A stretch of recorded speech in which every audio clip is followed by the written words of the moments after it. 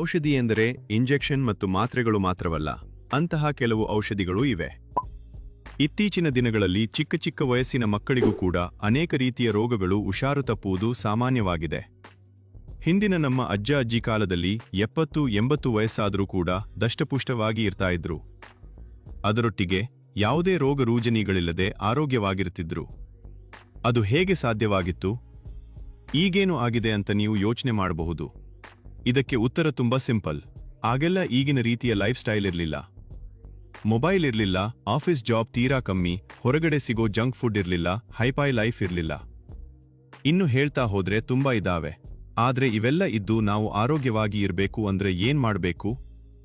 ಈ ಇಂಜೆಕ್ಷನ್ ಮಾತ್ರೆಗಳಿಲ್ಲದೆ ನಾವು ಇರೋದು ಹೇಗೆ ಅಂತ ಯೋಚನೆ ಮಾಡ್ತಿದ್ರೆ ಜಸ್ಟ್ ನಾನು ಹೇಳೋ ಈ ಕೆಲಸಗಳನ್ನು ಮಾಡಿ. ಇವು ಕೂಡ ನಿಮ್ಮ ದೇಹಕ್ಕೆ ಔಷಧಿ ಇದ್ದಂಗೆ. ಅವು ಯಾವು ನೋಡೋಣ ಬನ್ನಿ. ಮೊದಲನೇದಾಗಿ 1. ವ್ಯಾಯಾಮ ಒಂದು ಔಷಧ. 2. ಬೆಳಗಿನ ನಡಿಗೆಯೇ ಮದ್ದು. 3. ಉಪವಾಸವೇ ಔಷಧ.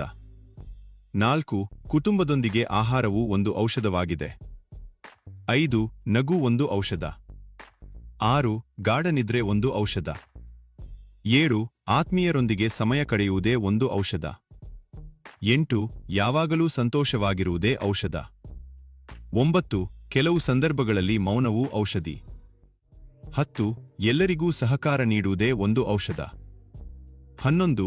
ಒಳ್ಳೆಯ ಸ್ನೇಹಿತ ಔಷಧಿ ಅಂಗಡಿ ಇದ್ದಂತೆ. ಇವೆಲ್ಲವನ್ನೂ ಅನುಸರಿಸಿ ಹಣವೂ ಖರ್ಚಾಗುವುದಿಲ್ಲ. ಹಾಗೆಯೇ ಇದು ಯಾವುದೇ ಅಡ್ಡ ಪರಿಣಾಮ ಬೀರುವುದಿಲ್ಲ. ಅರ್ಥ ಆಯ್ತು ಅನ್ಸುತ್ತೆ. ಟ್ರೈ ಮಾಡಿ ನೋಡಿ.